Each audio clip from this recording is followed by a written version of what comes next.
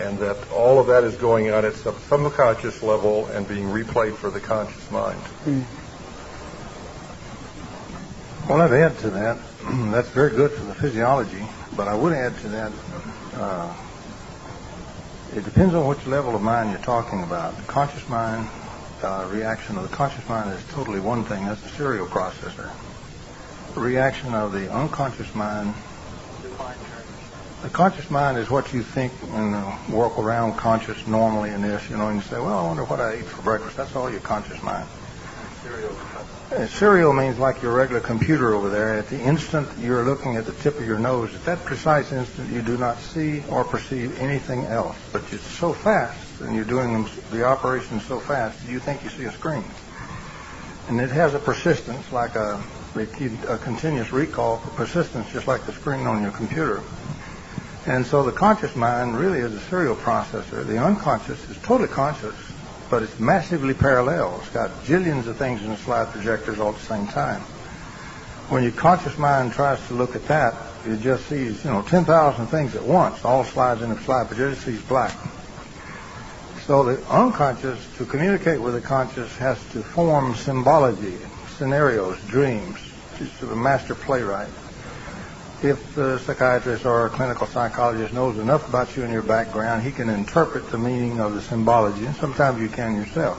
It's not a fixed symbolically, it varies with the individual.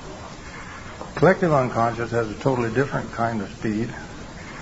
A disembodied conscious or unconscious, what happens in disembodiment is basically, if you're still living and just out of body, that's one kind. You still retain a conscious, you can retain a conscious impression, but the speed's quite different than when it's in the body of the reaction. If you are dead and disembodied, what happens is the conscious mind withdraws back into the unconscious, and all that mess you put on in there in your life and repressed down in there, that's what you're looking at. It's like being in the worst nightmare or dream you ever had, and you can't wake up, and you can't get rid of it.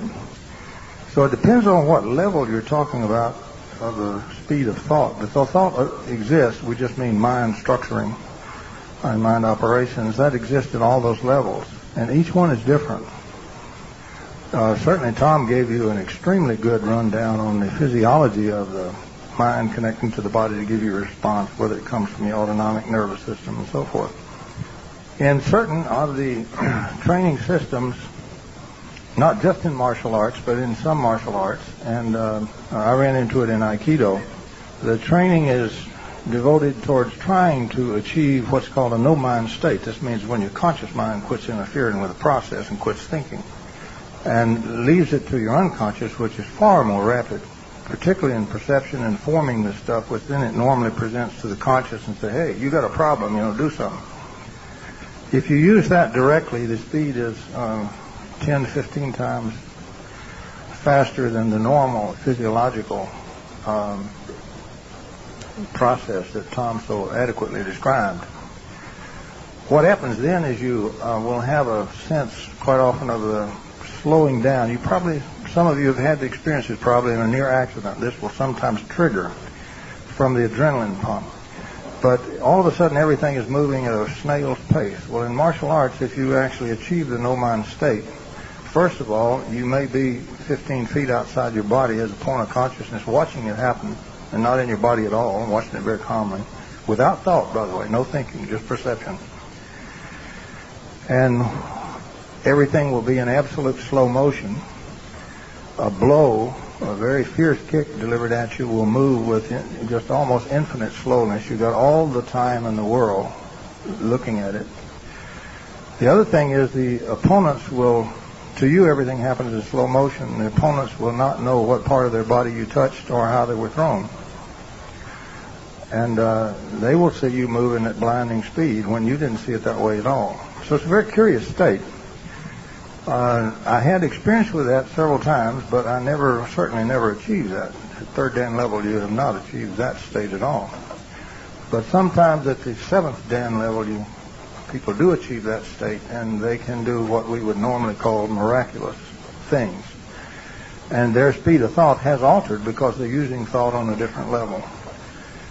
The master of the school, I'll give you one example. There is a videotape taking of this fellow in his 70s, against about a 4th or 5th degree black belt karate player, making a very speedy strike at him.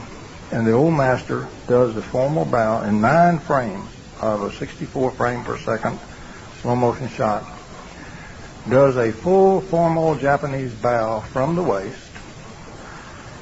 goes down all the way to his hands and knees on the floor, makes a motion, and is coming up on the other side. From the first frame, the interval to the other frame was 8 frames, and that's 1/8 of a second. He did all of that in 1/8 of a second. But if you're standing on the side looking at it with your eyes, you just see a blur of movement. You don't really see what happened. Your mind won't register it that this individual moved like that. But he did, and he put it on film. And of course, some of the more advanced students can also do the same thing. So thoughts are a very funny thing. You've got to specify which thoughts you're talking about. It isn't just your conscious mind. If you think you're just your conscious mind, you're not. You're a lot bigger than that, and you've got access to a lot more things than that. So thought and mind are very deep subjects, and the speed does vary depending on the level and the conditions that it operates in. In the totally disembodied state, it has no limit on the speed. In the embodied state, it's very slow, very, very slow. In a normal human being, where you try to involve your conscious mind, a quarter of a second is about the best you can do, even when you're fast. That's why you got to train until you condition it to where the unconscious takes over and does it. And it's called a reflex action, and it's called conditioned training in that case. And until you get that, no sports or no golfer or anybody else is really skilled until it has moved down to that level, past the conscious thing.